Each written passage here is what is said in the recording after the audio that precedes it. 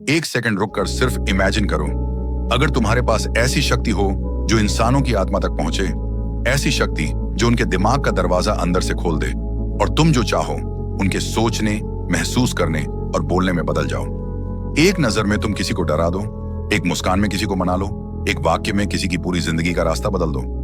ये कोई magic trick नहीं, ये वो साइकोलॉजिकल डोमिनेशन है जो दुनिया के सबसे साइलेंट, सबसे इंटेलिजेंट और सबसे डेंजरस लोग इस्तेमाल करते हैं। तुम्हें लगता है लोग अपनी मर्जी से डिसीजंस लेते हैं?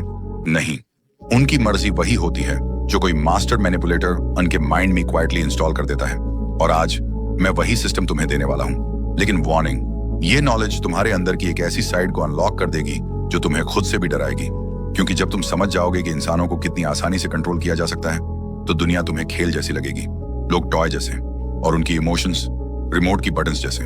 अगर तुम रेडी नहीं हो, अगर वीक हो, तो अभी इस वीडियो से निकल जाओ।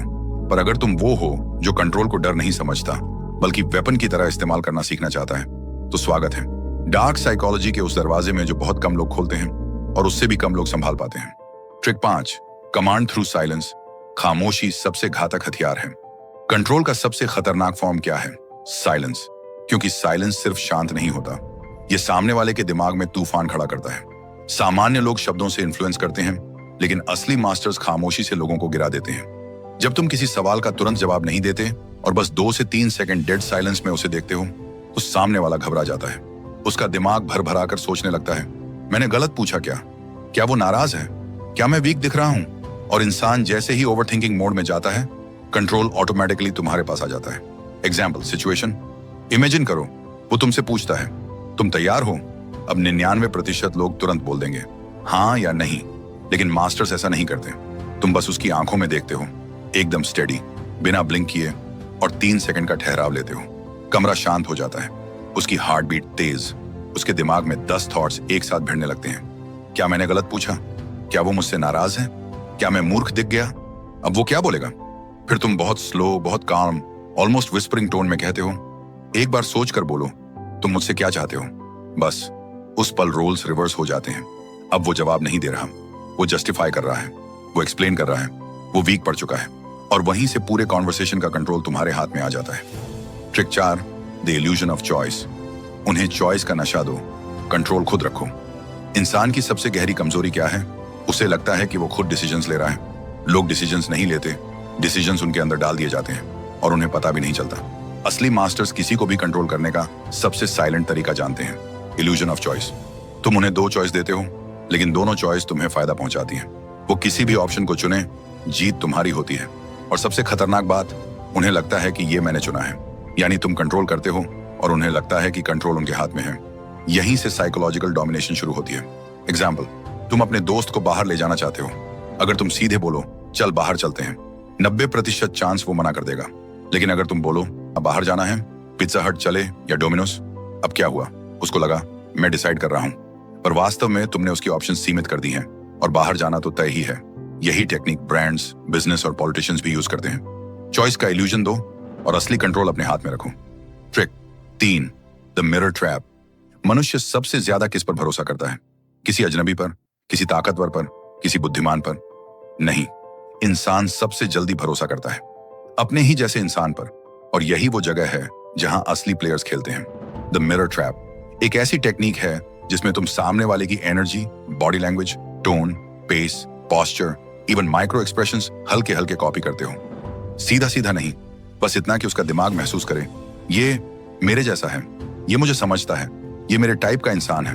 और जैसे ही ये फीलिंग लॉक हो जाती है, वो तुम पर ट्रस्ट करता है, तुम्हारी बात मानता है और तुम्हारी तरफ खींचता चला जाता है, बिना खुद को पता चले। ये मैनिपुलेशन नहीं, ये एक साइकोलॉजिकल शॉर्टकट है जो इंसान के दिमाग में बिल्ट इन है। मान लो तुम एक कैफे में किसी नए क्लाइंट से मिलने गए हो। वो सामने बैठकर धीमे धीमे काल्म आवाज में बोल रहा है, हाँ मैं पहले आपकी बात सुनना चाहूंगा। अब तुम भी उसकी ही पेस, टोन और पोस्चर मैच करते हुए कहते हो, जरूर मैं आपको कामली समझाता हूँ। कुछ मिनट बाद वो अपना हाथ मेज पर रखता है। तुम भी वैसा ही करते हो। बस 2 से 3 सेकंड बाद वो हल्की मुस्कान देता है। तुम भी वैसी ही हल्की मुस्कान वापस देते हो।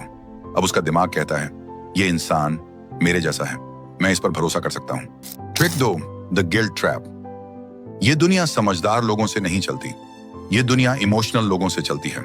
और इमोशंस में सबसे भारी, सबसे क्रशिंग, सबसे कंट्रोल देने वाला इमोशन है गिल्ट। गिल्टी इंसान को वहीं मारती है जहां वो सबसे ज्यादा कमजोर होता है, उसकी वैल्यूज और सेल्फ इमेज पर। जब किसी को गिल्ट फील होता है, वो अचानक खुद को बुरा इंसान समझने लगता है, और जैसे ही एक इंसान खुद को फॉल करता है, वो कंट्रोल तुम्हें दे देता है। गिल्ट ट्रैप का असली खेल ये है, तुम उसे उसकी पुरानी हेल्पर्स, पास्ट फेवर्स या उसकी खुद की वैल्यूज याद दिला देते हो, और उसका दिमाग खुद कहता है, यार मुझे इसे मना नहीं करना चाहिए।